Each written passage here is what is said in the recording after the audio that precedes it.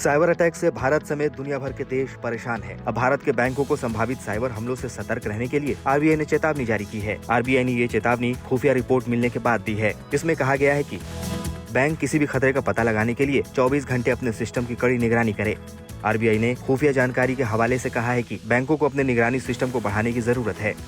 हाल ही में social media पर एक पोस्ट आई थी जिसमें कहा गया था कि कई हाई प्रोफाइल मामलों के लिए कुख्यात ग्रुप लुजसेक भारतीय बैंकों को निशाना बना सकता है। पहले माना जा रहा था कि ये ग्रुप अब इनएक्टिव हो गया है, लेकिन इस पोस्ट के बाद कयास लगाए जा रहे हैं कि ये फिर से सामने आ सकता है। ऐसे में कहा गया है कि बैंकों को किसी भी तरह की घुसपैठ की पहचान करने के लिए नेटवर्क गतिविधियों और सर्वर लॉक की लगातार निगरानी करनी चाहिए। आरबीआई के मुताबिक बैंकों को Swift, card network, RTGS, NEFT और यूपीआई जैसे घरेलू रियल टाइम फंड ट्रांसफर जैसे महत्वपूर्ण पेमेंट सिस्टम पर कड़ी निगरानी रखनी चाहिए। आरबीआई ने बैंकों को एक रिमाइंडर जारी करते हुए कहा है कि उन्हें डिस्ट्रीब्यूटर डिनायल ऑफ सर्विस यानी डीडीओएस हमलों जैसे खतरों से बचाव के लिए मानक नियंत्रण लागू करने चाहिए। इस तरह के हमलों में हैकर्स बैंक के सिस्टम पर हमला करते हैं और उन्हें कई तरह के सवालों से भर देते हैं, जो वेबसाइट और ऑनलाइन सर्विसेज पर ग्राहकों की रिक्वेस्ट और लेन देन की प्रोसेसिंग में बाधा पैदा करते हैं।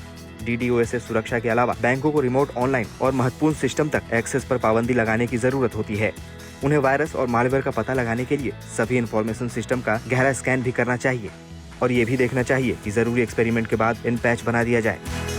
करीब 1 साल पहले रेगुलेटर और सीईआरटी इन ने भी इसी तरह के निर्देश जारी किए थे। आमतौर पर जब किसी साइबर हमले की आशंका बढ़ जाती है तो बैंक अपनी तैयारियों का जायजा लेते हैं। इस बार भी ऐसा ही है। आरबीआई का कहना है कि बैंकों को मजबूत ऑफलाइन बैकअप और रिकवरी स्ट्रेटेजी अपनाने और उनकी ताकत का टेस्ट करने पर फोकस करना चाहिए। वैसे भी हमले की लगातार हो रही घटनाओं को देखते हुए खुफिया सूचनाओं को हल्के में नहीं लेना चाहिए।